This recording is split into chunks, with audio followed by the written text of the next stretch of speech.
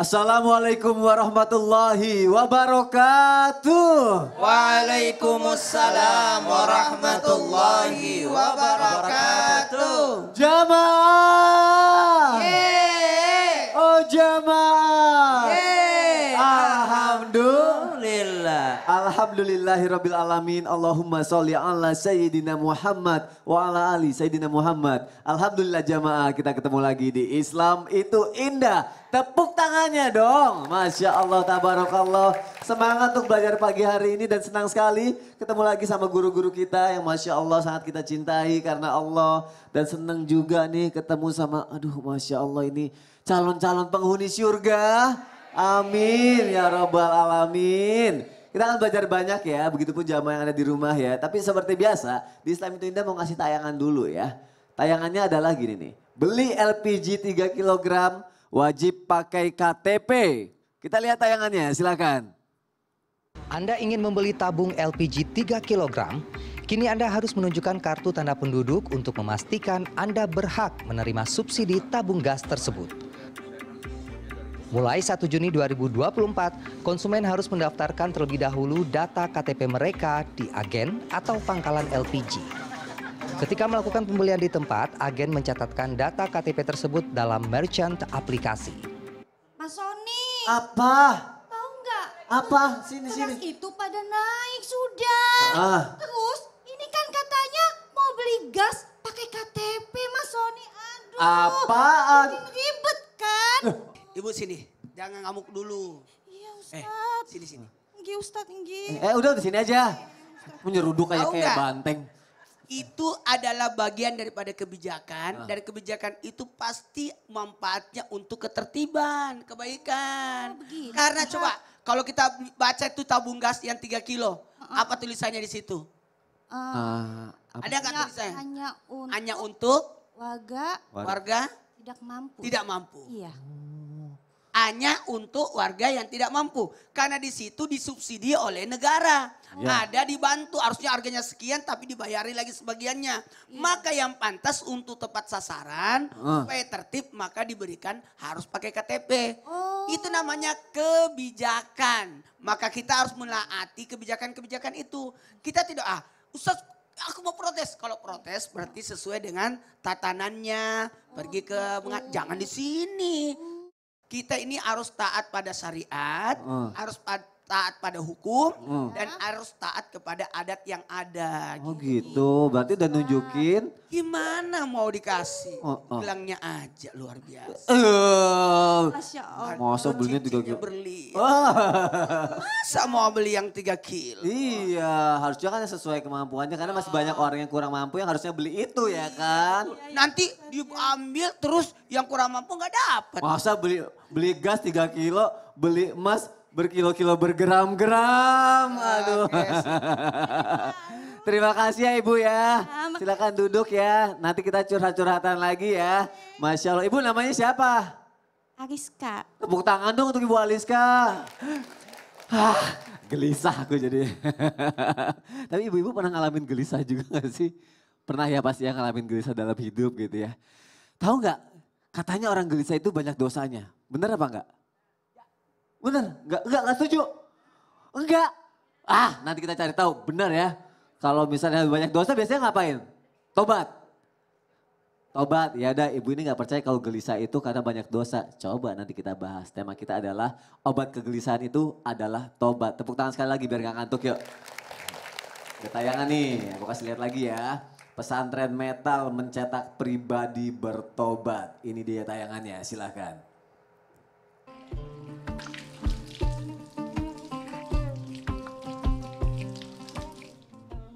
Ahmad Abbas Sony, 27 tahun, warga Purworejo, Jawa Tengah, sudah hampir 3 tahun berada di pesantren Metal Taubat, Sunan Kalijaga, di Desa Bulusari, Kecamatan Gandrung Mangu, Cilacap, Jawa Tengah. Sebelum bertaubat, ia hidup di jalanan sejak usia sekolah dasar hingga kerap mabuk-mabukan, memalak, berkelahi, dan mengkonsumsi narkoba. 5 kali keluar masuk penjara, kini ia sadar dan ingin kembali ke jalan yang benar. Jadi hubungannya gelisah dosa dan tobat apa? Ada yang gak percaya gelisah karena tobat? Coba nanti kita bahas. Nih Ustadz Syam, Ya, aku siap. mulai dari Ustadz Syam dulu. Siap. Aku pernah dengar katanya gini, Allah itu sangat mencintai orang yang berkali-kali berbuat dosa dan dia bertobat. Agak diubah kali ya kalimatnya, bukan Apa? berkali-kali. Setiap kali berbuat dosa, dia bertaubat. Tapi enak banget dong. Dosa, tobat tuh dicintain Allah. Subhanallah. Dia harus gimana nih buat orang yang gak ngelakuin itu? Baik. Silakan Ustadz. Mohon izin Habib Usman, Tabe, guruku Ustaz Maulana, Mas Soni, serta guru-guru kami yang dimuliakan Allah Subhanahu wa taala. Al-Qur'an surah Ali Imran ayat 31. A'udzu billahi minasy syaithanir rajim. Allah. Qul in kuntum tuhibbunallaha fattabi'uni yuhibbukumullah.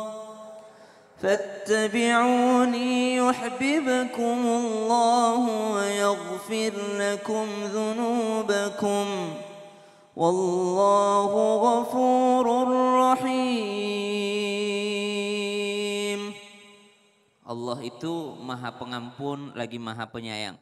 Dalam ayat ini Allah Subhanahu wa taala menyebutkan tentang orang yang mengikuti baginda Nabi besar Muhammad sallallahu alaihi wasallam. Otomatis orang kalau ngikut Nabi banyak tobatnya.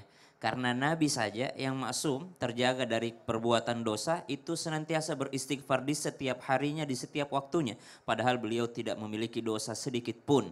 Maka mengikuti baginda Nabi SAW akan diampuni oleh Allah Subhanahu wa taala dosanya. Kemudian dicintai oleh Allah. Jadi kalau pertanyaannya benarkah orang yang bertaubat itu orang yang dicintai Allah? Secara gamblang di ayat 222 surah Al-Baqarah, innallaha yuhibbut tawwabin wa yuhibbul mutatahhirin. Allah mencintai orang-orang yang bertaubat. Bukan Allah mencintai orang-orang yang tidak pernah melakukan dosa, tapi Allah mencintai orang-orang yang bertaubat. Otomatis orang yang bertaubat adalah mereka yang menyesali perbuatannya, berhenti melakukan dosa tersebut, lalu berjanji tidak akan mengulangi, maka Allah Subhanahu wa taala cinta dengan orang-orang yang bertaubat. Lalu tadi kata host kita, enak banget dong. Berarti orang-orang bebas aja berbuat dosa. Maka dalam Islam kita diajarkan dua sayap. Khauf war raja. Ada takut, ada berharap. Orang kalau takut terus maka dia tidak akan melangkah. Tapi orang kalau harap terus maka begitulah. Memandang remeh sebuah dosa. Allah maha penyayang ini. Allah maha menerima taubat ini. Makanya harus seimbang antara khauf war raja. Takut ini kita perlukan supaya kita tidak berani menentang Allah. Raja ini kita perlukan supaya kita tidak putus asa dari rahmat Allah Subhanahu wa taala. Maka berimbanglah dua sayap ini, khauf war raja. Tidak takut saja tapi ada harapnya. Tidak harap saja tapi ada takutnya, sehingga berimbanglah keduanya. Setiap kali melakukan kesalahan Allah menunggu pintunya dengan pintu taubatnya yang terbuka luas bagi orang-orang yang mau bertaubat. Wallahu taala alam. Bukan berarti dipermainkan ternyata Bukan ya. berarti, karena harus ada khaufnya, takut. Taubat aja belum tentu diterima gitu. Itu. Siap. Terima kasih Ustaz ya. Sama-sama, Terima kasih Sony. untuk penjelasannya. Tepuk tangan dong untuk guru-guru kita. Masya Allah, tabarakallah.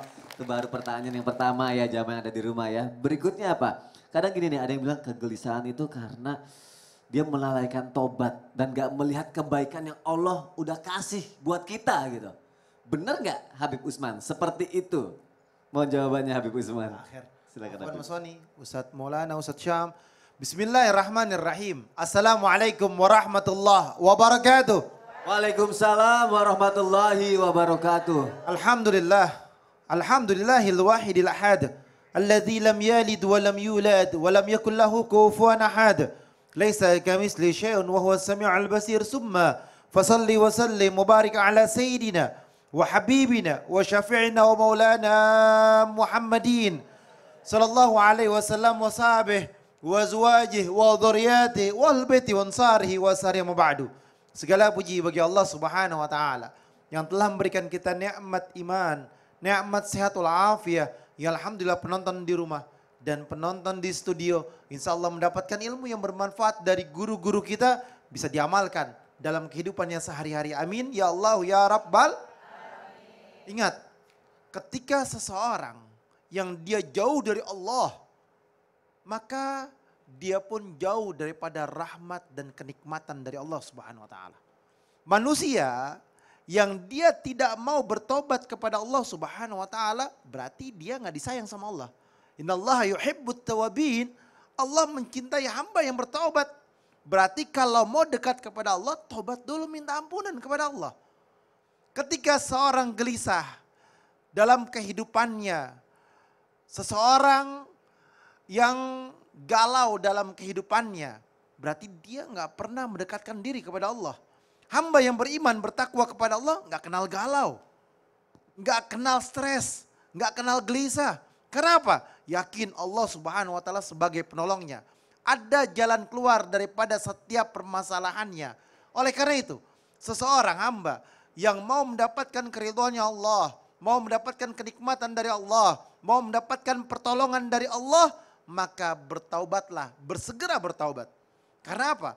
Cintanya Allah datang kepada hamba yang bertaubat kepada Allah, yang meminta ampunan kepada Allah, maka Allah ampunin dosa-dosanya dan dia adalah hamba yang dikatakan hamba yang bertaubat dan hamba yang kembali dalam keadaan yakni berserah diri kepada Allah Subhanahu wa taala dan berharap pertolongan Allah.